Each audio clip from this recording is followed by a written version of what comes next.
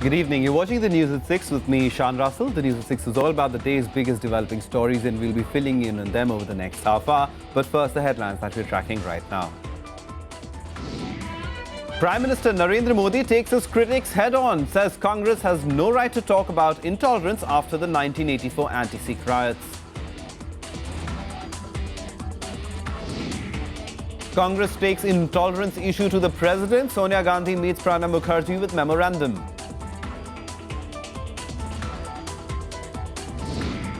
India and Indonesia announce MOUs for cooperation on new and renewable energy and cultural exchanges. Vice President Mohammad Hamid Ansari hails the reinvigoration of relationship. Clashes break out with protesters as Nepal police forcibly break their sit-in on the Indo-Nepal border. 5 people arrested. And Russia claims the crashed airliner may have disintegrated at 31,000 feet, even as 144 bodies reach St. Petersburg for identification.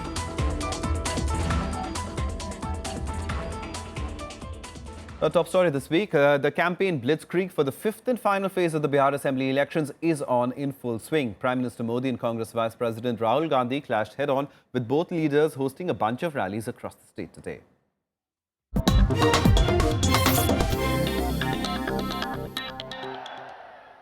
With only one phase remaining for the Bihar elections, campaigning is heating up in the state.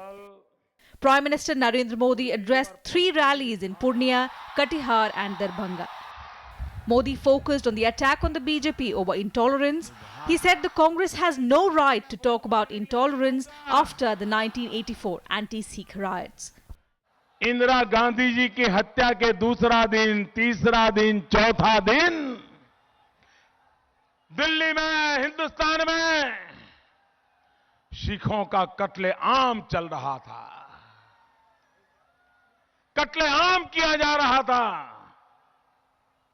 Congress party पर गंभीर आरोप लगे थे, कांग्रेस के नेताओं पर गंभीर आरोप लगे थे,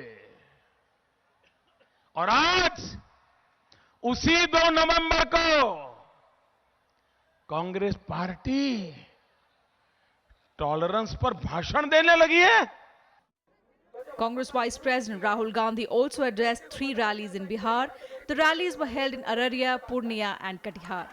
Rahul took the attack to the BJP and the Prime Minister and reiterated that his alliance would win the polls. यहाँ पे अब बीजेपी नहीं जीतने वाली, ये बात उनको भी मालूम हो गई है, ये हमें भी मालूम है। बिहार में भाईचारा और भाईचारे और प्यार की राजनीति होगी। सबको हम एक साथ ले जाएंगे और पूरा बिहार एक साथ आगे बढ़ेगा। Other star campaigners were on the campaign trail as well. Union Home Minister Rajnath Singh and Chief Minister Nitish Kumar addressed rallies in the state. मैं महागठबंधन के नेताओं से अपील करना चाहता हूं, हम ऐसी सरकार नहीं बनाना चाहेंगे, नफरत की चिंगारी पैदा करके हम कोई सरकार नहीं बनाना चाहेंगे बहनों भाइयों, क्योंकि हम लोग राजनीति केवल सरकार बनाने के लिए नहीं करते हैं, हम राजनीति करते हैं तो समाज बनाने के लिए राजनीति करते हैं, देश बनाने के लिए राजनीति करते हैं। The election in Bihar has reached its final stretch. Polling for just one phase remains in the state's 5-phase elections. Campaigning for the final phase will end at 5 p.m. on Tuesday. 57 constituencies in 9 districts will go to polls on the 5th of November, with a total of 827 candidates in the fray. Counting of votes will be held on the 8th of November. Bureau Report, Rajya Sabha TV. And let's go across to Patna, from where we're joined by our correspondent Vishal Daya. Vishal, good evening. As far as the rhetoric that we've been hearing in this campaign, it's only getting shriller and shriller. Now as the 5th phase of elections approaches, it's gone to its peak, the crescendo. In that sense, both Rahul Gandhi and Prime Minister Modi hitting out at each other. But how polarized is the electorate? Well, yes, you're right. The campaign pitch is pretty high as of now. It has reached that point wherein both sides, leaders specifically, top leaders from both sides are not letting go of any chance of taking a swipe at each other, making those comments which might put some more excitement, amongst their workers, trying to woo the voters of specific castes, specific communities. So obviously, all political parties are busy giving that one final push to their campaign to try and gain an edge in this particular phase as well. Now, effectively, Ishan, this is the final phase, and we've now travelled from Patna to interiors such as Saharsa and Purnia. But these are the areas which, some of these districts which are going to poll in fifth phase are known as Simanchal, which is, a sizable number of population rather of the minority community. So obviously, both sides, that is the JDU, RJD, Congress combined, and the NDA as well, are busy trying to lure, rather woo those voters. We saw specifically the LJP chief with whom we were traveling today, trying to cover his campaign. They're trying to put across the point of view that there is nothing to be afraid of. And sort of a course correction, image correction. That is something which is being done by the NDA leaders. On the other side, the Congress and JDU leaders are busy consolidating their traditional vote bank to try and ensure that they have a specific and much required edge in these 57 seats in the state in the fifth and final phase. So obviously, it seems this is not only the final phase, but this is also a very crucial phase for both the Grand Alliance and the NDA as well. Absolutely crucial over there. All parties going all out. Vishal Daya, thanks very much for that update from Patna. And the one thing that is coming out of that election in Bihar is the conversation about intolerance. And that political standoff is set to reach the President's house this evening. Congress President Sonia Gandhi is expected to meet President Pranab Mukherjee and raise the issue. The meeting comes on a day both sides treated charges over riots in the past. Congress President Sonia Gandhi and Vice President Rahul Gandhi are expected to meet President Pranab Mukherjee this week to raise the issue of intolerance across the country. Along with party MPs, the two leaders are expected to urge the president to advise the government to act firmly against recent killings and subsequent protests that have contributed to the crisis. On Monday, the Congress hit out at Prime Minister Narendra Modi on the issue. In reply to the PM's jibe on 1984 anti-Sikh riots, the party raked up Godhra riots and Modi's failure to bring the culprits to book. 31 साल पहले की त्रासदी का जिक्र करके वो अपने संवैधानिक कर्तव्य से और नैतिक कर्तव्य से मुक्ति नहीं पा सकते. The Prime Minister's statement is politically motivated and a mischievous attempt to reopen the wounds of 31 years ago when India did suffer a tragedy. Congress also questioned the Prime Minister for not doing enough to stop such incidents. Referring to the Finance Minister's remark on the protests, the party accused the BJP of insulting those protesting against intolerance. Finance Minister Arun Jaitley had claimed that the Prime Minister himself is a victim of what he calls a manufactured rebellion. Prime Minister is the endorser of intolerance. Prime Minister, by his silence, studied silence over the statements of his cabinet colleagues, his silence when his party colleagues, the RSS, and his senior cabinet colleagues have heaped insults on those who have been protesting or conveying their anguish, cannot definitely be a target. Earlier, the Prime Minister raised the pitch during a rally in Bihar on Monday. His cabinet colleagues also slammed Congress for raising hue and cry over incidents of intolerance. Congress talking about intolerance is the joke of the century. The Congress and its friends are intolerant towards the people's mandate. They were silent and thousands of Sikhs were massacred in the 1984 genocide. Their leadership has justified it. BJP's counter-offensive on politics of intolerance came just hours before Sonia's scheduled meeting with the president. The president has already addressed the issue at least thrice, urging tolerance to maintain pluralistic character of the country. Bureau Report, Rajya Sabha TV. Now, India and Indonesia today signed a memorandum of understanding on renewable energy and cultural exchange. On the second day of his visit to the country, Vice President Mohammad Hamid Ansari underlined the importance of deepening India-Indonesia relations. The Vice President is on a 4-day visit to Jakarta and Bali. The Vice President terming the meeting with his Indonesian counterpart, Yusuf Kala, the reinvigoration of the India-Indonesia relationship, as the two countries embark on a phase of rapid economic growth. India and Indonesia held delegation-level talks before announcing MOUs for cooperation on new and renewable energy and cultural exchange, taking forward close collaboration in these areas. In a joint press statement, Vice President Mohammad Hamid Ansari and his Indonesian counterpart announced positive exchanges of views and potential for vast benefits ahead. We share similar positions on global and regional issues, including climate change and maritime security and freedom of seas in the South China Sea. India and Indonesia today signed a memorandum of understanding on cooperation in new and renewable energy sector, and all of you have been witness to it.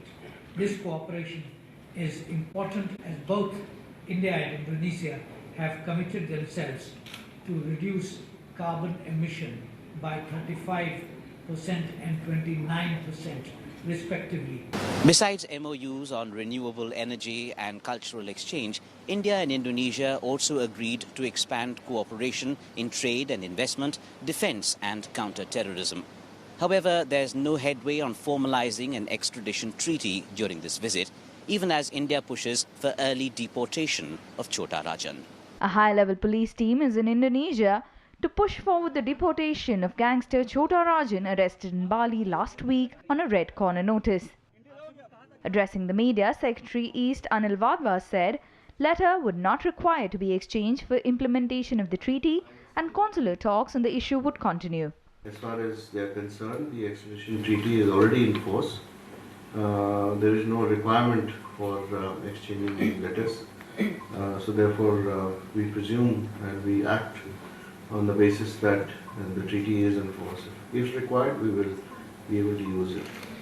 The Vice President also called on Indonesian President Joko Widodo. He is to meet parliamentary speakers on Tuesday before departing for Bali, seen as the cultural leg of his Indonesia visit. With camera persons Manoj Kumar and Nilesh Pandey, Weber Verma's report for Rajya Sabha TV from Jakarta. And our correspondent Weber Verma is on the phone line with us from Indonesia and from Jakarta over there. Weber, as far as the Vice President's engagements from here on go, we've already outlined what is the broad strokes of the engagement that we're seeking with Indonesia. But if you talk about the specifics, what would be the big takeaways?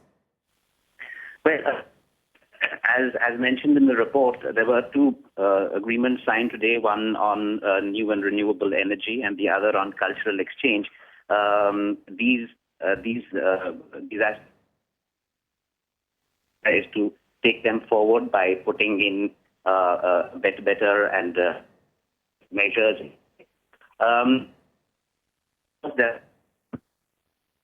I'm sorry, we seem to be having a little bit of an audio glitch as far as your line is concerned. We'll just come back to that. In fact, we'll try to get in a word from Weber in a later bulletin. But thanks very much for that for now, Weber. On that note, we'll take a very quick break. On the other side, we'll talk about the CBI officials who started a process to deport underworld Don Chota Rajan from Indonesia. Sources say he could be brought back within a few days.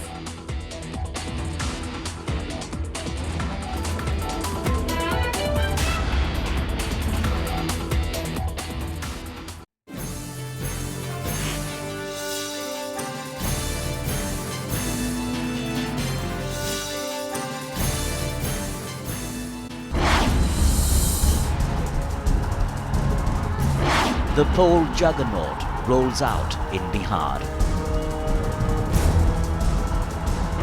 Modi's NDA takes on Nitish's Grand Alliance. Who will win this most important election battle since 2014? Watch Verdict 2015, Monday through Saturday on Rajya Sabha television.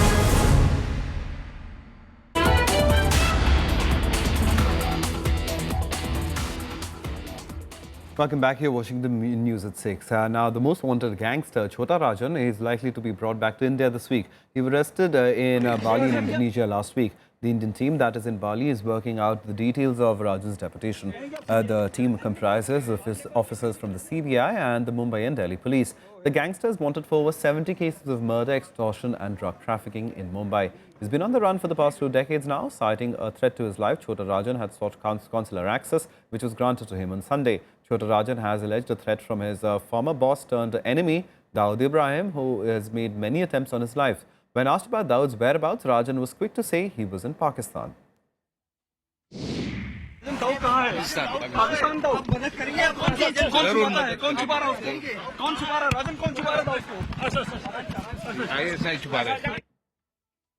Let's now get you more news and updates from around the country nationwide. The Kalyan Dombivli Municipal Corporation elections threw up a hung house today. The Shiv Sena emerged as the single largest party by winning 52 of the 122 seats. The BJP stood second with 42. The MNS secured 9, and the Shiv Sena is though short by 10 seats of a majority and may seek the support of other parties. The first phase of polling in the local body elections in Kerala was held today. Voting was held in 7 out of the 14 districts. Over 45% of polling was recorded in the first half of the polls. Voting in the remaining 7 districts will be held in the second phase on Thursday. After military veterans, it's India's retired paramilitary personnel who are seeking one rank, one pension benefits and other privileges under the ex-serviceman category. Retired paramilitary personnel started a 3-day dharna in Delhi today to draw the government's attention to their demands. As Bangladesh gets ready to explore oil and natural gas in its waters, the country today sought greater cooperation with the Indian Navy to tackle threats in the sea. Bangladesh Navy Chief Vice Admiral Mohammad Farid Habib, who is on a 4-day visit to India, will be reviewing the existing cooperation between the navies and explore future avenues. Some news from across the border, and in a pre-dawn swoop, Nepalese police today cracked down on protesters blocking a key bridge to India. The two sides clashed, resulting in the death of at least one and left several others injured. The centre over here in New Delhi has expressed concerns after reports that a person who died was an Indian. The surprise action helped reopen the main Birgunj-Raxaul border trading post for the first time in 40 days. Protesters staging a sit-in for the last 40 days at the Indo-Nepal border were forcibly removed by Nepal's police early on Monday. They used batons, opened fire to disperse Madhesi protesters, evicting them from the crucial Miteri bridge at the border. The protesters also clashed with the police during the action. 5 protesters were arrested by the cops. सुबह में एक bag लोग सोए हुए थे 5 बजे के करीब में, पौने 5 बजे। इसके बाद जो है बहुत ज़्यादा की तादाद में नेपाली फोर्स यहाँ आया, बंदूक लेके आया, लाठी लेकर के आया। वो सशस्त्र फोर्स था, आकर के शुरू से ही टेंट में जो सोए हुए लोग थे उन लोगों को लात से और लाठी से मारने लगे, मारते हुए भगाने लगे और इस तरह से जो है टेंट तोड़ने लगे। After removing the protesters, the police opened the Birgunj-Raxaul border point. About 200 Indian trucks stranded in Nepal crossed over into India. However, the protests have strangled supplies from India to Nepal. यहाँ पे मधेसी लोग जो थे पिछले करीब 1-1.5 महीने से बैठे हुए, तो उनको जो है नेपाल साइड से हटाया गया, नेपाल साइड से कार्रवाई की गई है। तो उसके बाद से आज सुबह से गाड़ियाँ आ रही हैं और इधर में तो कोई दिक्कत है नहीं। इधर पुलिस वाले भी और एसएसपी वाले, ये प्रशासन लोग हैं लगे हुए। फंस गए थे जाम के कारण। आज हम इंडिया में बहुत आके खुशी हुए हैं, जा रहे अपना परिवार से मिलने के लिए। बहुत हमें खुशी हो रहा है इस बात सुन के कि आज जो बॉर्डर खुल गया है। There were reports of sporadic protests in Birgunj by the Madhesi groups against the police intervention on Monday. The Madhesis, who have been protesting against Nepal's new constitution, returned to the bridge hours after the police used batons to forcibly remove them. Talks between the Nepal government and the Madhesi group ended inconclusively on Sunday. Bureau Report, Rajya Sabha TV. Now, the bodies of the 144 of those killed in the Egypt air crash have been flown back to Russia from Russian city of St. Petersburg as the investigation into the crash continues. The Russian investigators say the airline seems to have disintegrated at the high altitude of 31,000 feet, But the airline claims external factors caused the crash as the plane was in a good condition. The flight's black boxes have been sent for analysis. The bodies of 144 of those killed in Egypt air crash have been flown back to Russian city of St. Petersburg. A second flight is expected in the evening as hundreds continue to pay tribute to the victims. The bodies will now be transported to the city's crematorium for identification. The investigation so far has revealed that the airliner could have disintegrated at the high altitude of 31,000 feet. However, Egypt's civil aviation minister said there had been no sign of any problems during the pre-flight inspection. The flight's black boxes have been sent for analysis, but it could take up to days before any concrete information is found. Место происшествия представляет из себя очень большую площадь, более 20 квадратных километров. В целом зона разброса элементов конструкции самолета представляет из себя вытянутый эллипс длиной около 8 километров и шириной около 4 километров. Все признаки свидетельствуют о том, что происходило разрушение конструкции самолета в воздухе на большой высоте. Russian emergency ministers held a late-night meeting on Sunday. They've ordered operator of the Airbus A321 not to fly its jets of the same model until the cause of the crash is ascertained. Нет таких отказов, отказа двигателя, отказа систем. Нет такого сочетания отказов систем, которые могли бы привести к тому, чтобы самолет разрушился в воздухе. Да, при трагическом стечении обстоятельств, при отказе многоуровневым. Experts have in fact dismissed claims by jihadists in Sinai, claiming they brought down the flight. They said the plane could not be downed at 31,000 feet. IS has not produced pictures or video footage to substantiate their claim. Bureau Report, Rajya Sabha TV. Let's now take a look at some other international news and global buzz. Turkey's ruling Justice and Development Party won a parliamentary majority, paving the way for it to form the next government. The AKP gained more than 49% of the votes and received 316 seats in the 550-member parliament based on the preliminary results, with about 98% of ballots counted. The US and South Korean defense chiefs have urged North Korea to immediately cease all activities related to its nuclear program and said they will have no tolerance for any military provocation by Pyongyang. US Defense Secretary Ash Carter and South Korean Defense Minister Han Min-koo also expressed grave concern over North's intent to conduct a long-range missile launch and a nuclear test. Australia's pro-Republic Prime Minister Malcolm Turnbull has scrapped knights and dames from the nation's honour systems. This comes less than a year after a furor sparked by the knighthood to Prince Philip, Queen Elizabeth's husband. The decision is being seen as Turnbull's willingness to revisit the thorny question of Australia's relationship with the monarchy. In some good news for climate activists, a recent study by NASA suggests that Antarctica is not shrinking after all. In fact, it's getting larger. Recent data shows that the continent may be actually gaining ice mass, and instead of driving sea level rise, may actually be slowing it down. Time now for all the sports action in Sports Beat. The Indo-Swiss tennis pair of Sania Mirza and Martina Hingis clinched their 9th trophy after winning the WTA finals in Singapore. The top seeds defeated the 8 seeds pair of Gabriel Muguruza and Carla Suarez Navarro 6-0, 6-3. It is Sania's second WTA finals title in a row. She won last year with Cara Black. Roger Federer defeated Rafael Nadal in the Swiss indoors final to win his 7th title at Basel. The top seed beat his old-time rival 6-3, 5-7, 6-3. It was Federer's first win over Nadal since 2012. Nico Rosberg beat Mercedes teammate Lewis Hamilton to win the Mexican Grand Prix. It was Rosberg's 4th win of the season that moved him back into 2nd place ahead of Ferrari's Sebastian Vettel, who crashed out. Williams' Valtteri Bottas finished 3rd.